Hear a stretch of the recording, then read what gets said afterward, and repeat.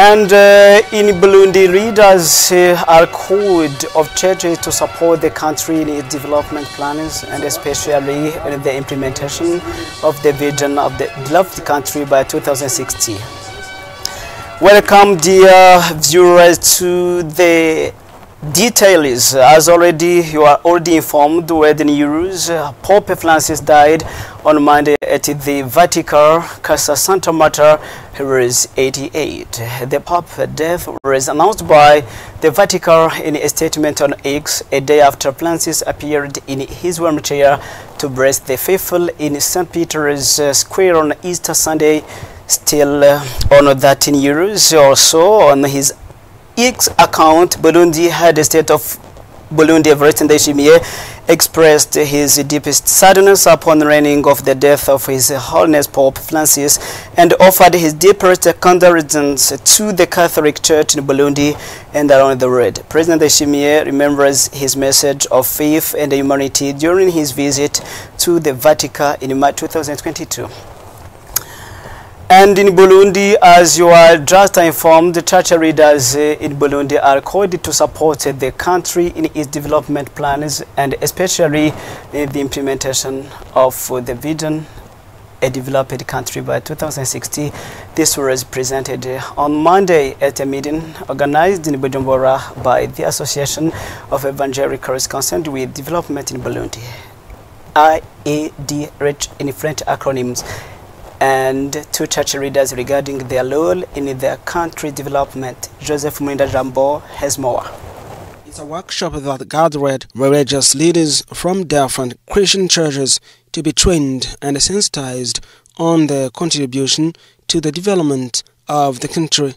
Adimonga Kiza, Secretary General of the Association of Evangelists for Holistic Development in Burundi, IAD Burundi in French acronym, who organized the workshop, said that the contribution of leaders of Christian churches in development is to encourage church members to get involved in development work and in strengthening social cohesion.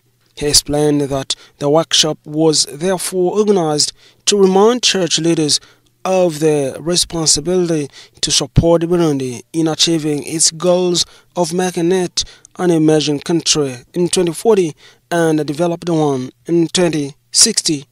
According to these religious leaders, the leaders of religious denominations, in addition to building believers spiritually, they also have the role of guiding them in matters of self-development. So the role of the church in the development of the country is seen especially when the church leaders are asking their church members to not focus on physicality but also spirituality. You know, His Excellency, the President of the Republic, is asking Burundians to contribute on the vision of the country, emerging country 2040 and the developed country 2060. So as the Association of Evangelicals in Burundi, we are contributing through this way, but by inviting the church leaders, training them, supporting them in both spirituality and also physicality. According to the workshop participants, the workshop was organized at the right time because the country needs its citizens to know how to be responsible for the development of the nation. Pastor Habumuremyi Henri Victor explains the importance of this training for church leaders. I'm happy for being here in this workshop because I believe that the church is the key point for a healthy development of a nation. So we are here to be taught, to remember that as servants of God, our main job is to bring people to a holistic development by bringing unity in the community, in our country. So I believe that unity is the key point for a healthy development of a nation.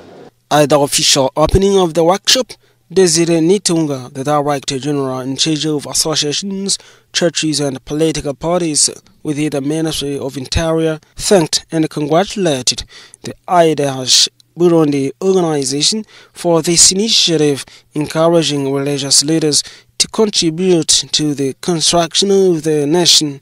He took the opportunity to remind them that the country is preparing for this year's elections and asked them to sensitize the faithful of their churches to participate in these elections while ensuring the preservation of peace and commitment to development work. During the workshop, it was an opportunity for these church leaders to pray for the country. Solar lamps were also distributed to the participants that will help them in their spiritual activities in the event of power outage. Among the major achievements in Gitega Communion since 2020 in the public infrastructure sector is the construction of the Gitega Court of First Instance. The administrator of Gitega Communion, Jack Ndwimana, indicated that this building helps litigants access to justice. Jivan Deshimiye reports.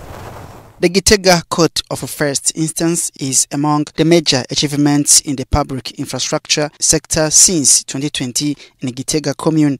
According to the administrator of Gitega Commune, Jack Ndwimana, this project was supported by the government of Burundi and the population contributed through community works which helped reduce labor costs during the construction. He indicated that one of the main goals of this court is to improve access to justice and enhance the quality of justice for the residents of Gitega and its surrounding areas. By providing cities with modern and well-adapted infrastructure, the government of Burundi also aims to reinforce public trust in the judiciary sector. That's why the administrator of Gitega Commune believes that good organization within the court of first instance may lead to transparency and a reduction in corruption elements known to hinder access to justice. This infrastructure also hosts meetings and information sessions organized by the Minister of Justice and the other senior officials with the aim of enabling citizens to better understand their rights and the legal procedures and to establish strategies within the judicial system to promote justice. The situation between the hypers and the residents of the Gisio neighborhood in Kanyosha is becoming increasingly worse. These animals are endangering the citizens and destroying crops. Readers from the Environmental Protection Center, OBP, in different acronym, have urged the public not to build in areas designated for these animals where they used to graze. Details. Illegal construction on the shores of Lake Tanganyika is evident in the neighborhoods of Bujumbura, which is close to the lake, and that has led to a decrease in the number of spaces where hippopotamus can graze. Also, the flooding and the rising waters of Lake Tanganyika are also increasing, which is worsening the current situation. Aquatic animals, therefore, especially hippopotamus, are now grazing on hills and the areas where people live. According to citizens of the locality, those animals are causing sometimes death, they destroy farms and even kill people. OBP, in French acronyms staff, which is responsible for protecting the environment, urge citizens to avoid continuing to build closely to the lake or in areas where those animals used to graze. They say that they should let the animals graze and not continue to build where they normally graze. The same workers announced that they are going to conjugate efforts with the government and show the population the maximum areas that people should not go beyond and hence get closer with the Lake Tanganyika. They asked then all those responsible to respect the space reserved for those animals as well as Tanganyika waters, and to the government that it would punish those who have distracted and construct in areas near the lake that are not suitable for construction. Thank you, dear viewers, for your attention. This is the end of our news edition. Bye-bye.